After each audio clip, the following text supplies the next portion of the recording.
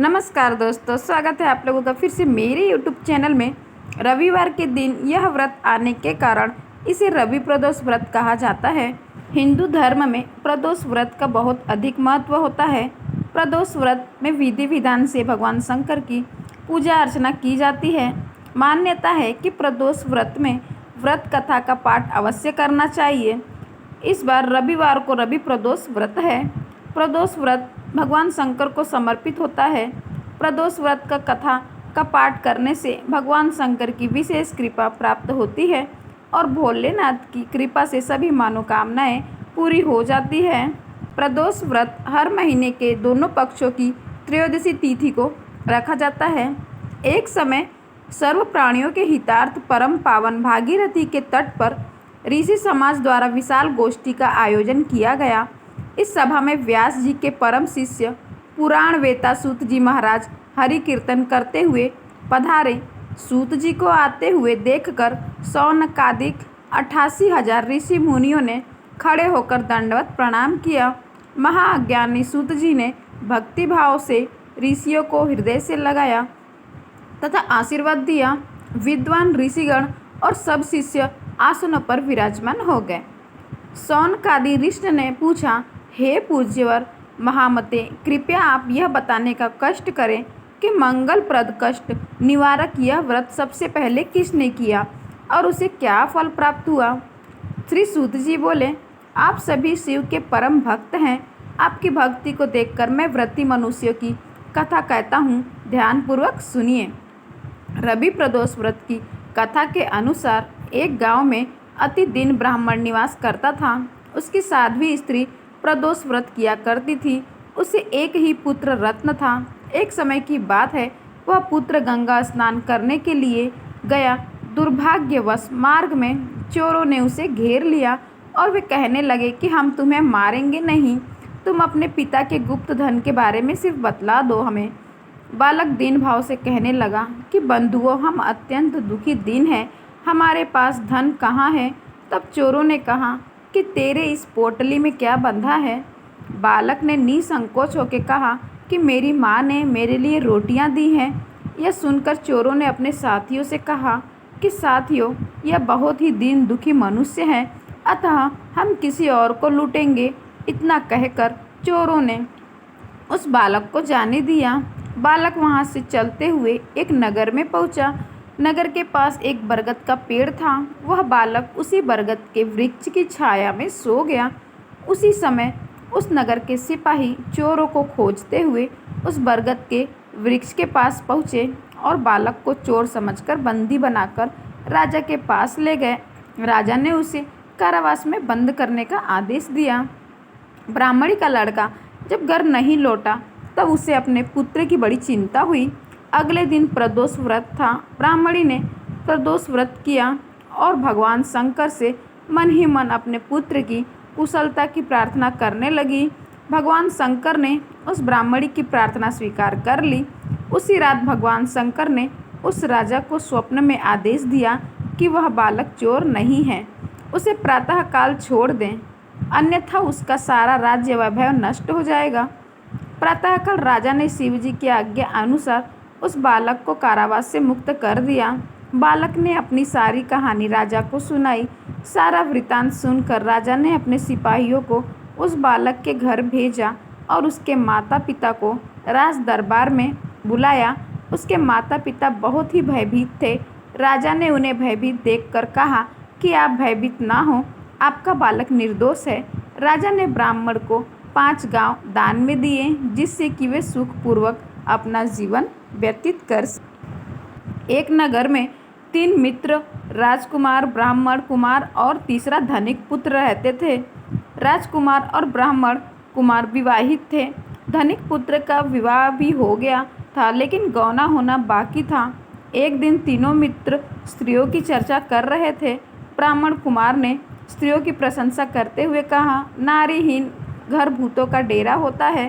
धनिक पुत्र ने यह सुना तो तुरंत ही अपनी पत्नी को लाने का फैसला ले लिया।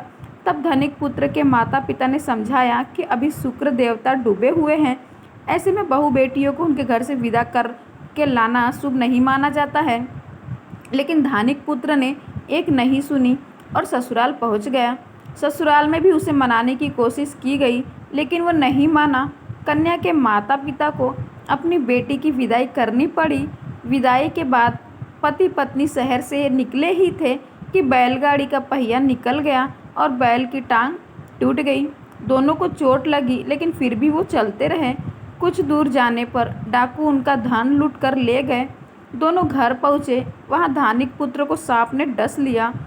उसके पिता ने वैद्य को बुलाया तो वैद्य ने बताया कि वो 3 दिन में मर जाएगा।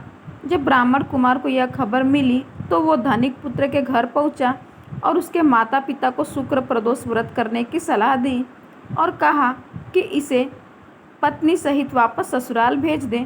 धनिक ने ब्राह्मण कुमार की बात मानी और ससुराल पहुंच गया। धीरे धीरे उसकी हालत ठीक हो गई। धन संपदा में कोई कमी नहीं रही।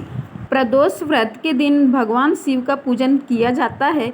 जो कोई भी व्यक्ति सच्चे दिल से प्रदोष व्रत करता है, भगवान शिव उस व्यक्ति की सभी मनोकामनाएं को पूरा करके उसके सभी दुख और पाप दूर करते हैं। प्रत्येक माह में 2 प्रदोष व्रत तो होते ही हैं। शास्त्रों में प्रदोष व्रत भगवान शिव का विशेष आशीर्वाद प्राप्ति का दिन है। रवि प्रदोष के दिन भगवान सूर्य और भोलेनाथ की विशेष पूजा अर्चना की जाती है, जिससे हमें उत्तम स्वास्थ्य का वरदान तो मिलता ही है। हर महीने के दोनों पक्षों की त्रयोदशी तिथि को प्रदोष व्रत किया जाता है। किसी भी प्रदोष व्रत में भगवान शिव की पूजा शाम के समय सूर्यास्त से लगभग 45 मिनट पहले और सूर्यास्त के 45 मिनट बाद तक होती है। इस बार रवि प्रदोष व्रत 21 अप्रैल को है, यानी कि आज मनाया जा रहा है। कहते हैं कि इस दिन प्रदोष व्रत की कथा सुनने से सभी इच्छाएं पूरी हो जाती हैं। स्कंद पुराण की कथा के अनुसार पुराने वक्त की बात, एक गांव में गरीब विधवा ब्राह्मणी और उसका एक पुत्र रहा करते थे, जो भिक्षा मांगकर अपना भरण पोषण करते थे। एक दिन वह दोनों भिक्षा मांगकर वापस लौट ही रहे थे, तभी उन्हें अचानक नदी के किनारे एक सुंदर बालक दिखा।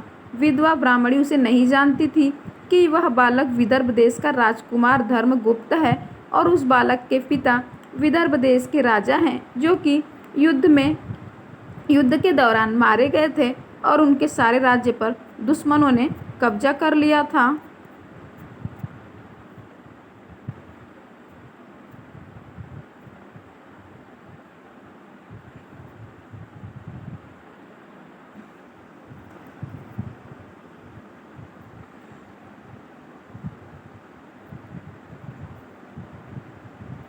जिसके बाद पति के शोक में धर्मगुप्त की माता का भी निधन हो गया और अनाथ बालक को देख ब्राह्मण महिला को उस पर बहुत दया आई और वह उस अनाथ बालक को अपने साथ ले आई और अपने बेटे के समान ही उस बालक का भी पालन पोषण करने लगी।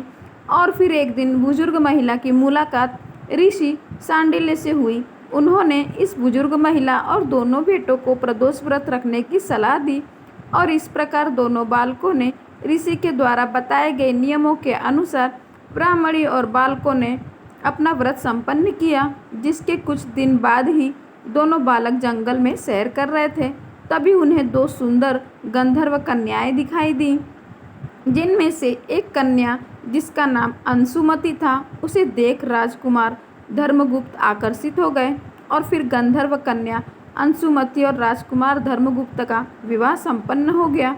जिसके बाद राजकुमार धर्मगुप्त ने पूरी लगन और मेहनत से दोबारा गंधर्व सेना को तैयार किया और अपने विदर्भ देश पर वापस लौटकर उसे हासिल कर लिया। और सब कुछ हासिल करने के बाद धर्मगुप्त को यह ज्ञात हुआ कि आज उसे जो कुछ भी हासिल हुआ है वो उसके द्वारा किए गए प्रदोष व्रत का फल है।